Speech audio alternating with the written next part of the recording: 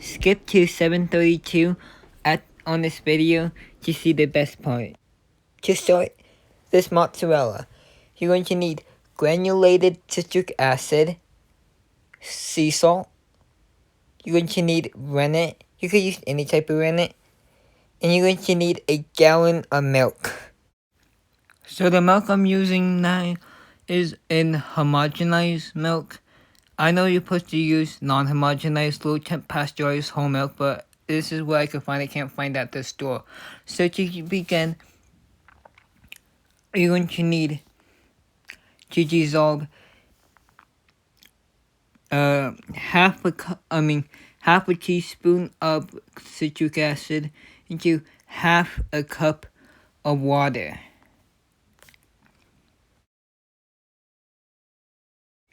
And now it's time for the rennet. So you're going to need, depending on the strength of your rennet, I'm using vegetable rennet, which is right now is 3 tablespoons of water.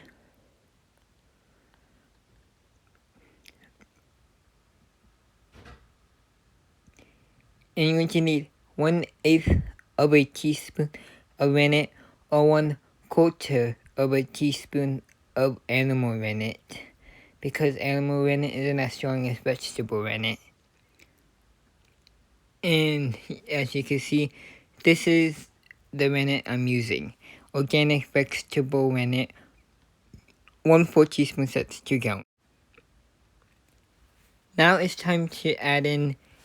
Now on the stove top, you can see it on the stove top, you're going to melt. No, not melt. Wait, what you want to? Oh, you want to heat up the milk. For right now, I got my milk out the freezer. Yeah, that's really well. Actually, the fridge downstairs is super strong, so the milk froze in my fridge. And now, once your milk has thawed, and it's cold, you're going to mix in the granulated citric acid mixture, the half teaspoon of citric acid, and half cup of water, purified water. Heat that up to 90 degree Fahrenheit. Well, it doesn't have to be exactly 90 degree Fahrenheit. Well, and anyway, 90 degree Fahrenheit or 32 degrees Celsius. Or it could be less. It can't be no less than 80. That's what I think. That's not what I know. Now, it's time. And once that water, once your milk is at 90 degree Fahrenheit or 32 degrees Celsius, you want to stir in that rennet. And this is going to help coat the cheese and make sure the cheese is the rennet is mixed in very well.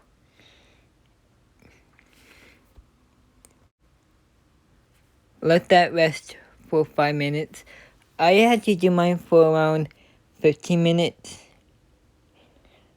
because the cheese coats didn't set fully, and I'm not sure why, but anyway, you wanna put that back on the heat and heat it up. Well, actually, you wanna cut up your coats with the spoon, or you could use a knife. It could damage your pot.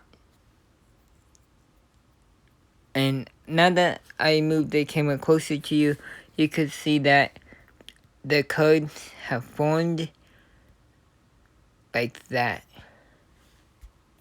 Once that has set, once you heat back up the coats, I didn't film it though, but heat up the coats to 110 Fahrenheit.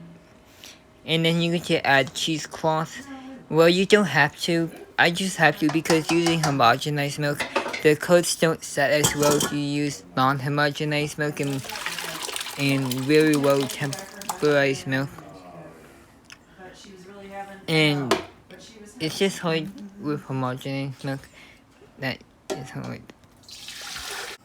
Heat up the whey to a boiling point, well, 190 Fahrenheit. And this part is where it gets very painful because you gotta put your hands into like water that is super hot, like the temperature that probably you brew tea at or coffee at. I just might be talking out my butt, but that could be possible. I'm not sure yet, and I'm feeling too lazy to do research right now. And now, here's the part where you're not supposed to do. And now, you're not supposed to get mad. And right now, you can see me, I actually kind of panicked because my cheese coats, they didn't melt together. And I was panicking. So I got stressed out and I got kind of mad. And then you could see me struggle that the water was very hot because my hands were like, I was like screaming hot. Well, I wasn't like screaming my head off, but I was just like, oh, hot. And now, after that, you could still see me panicking. And if your coats are not forming, I don't know what to do. And see, like, I kept on trying and trying just to, like, get the coats to melt together, and it just kept on crumbling. So then I decided just to, like, do weird stuff with the cheese curds, which is very weird and stupid, and I was just making a huge mess.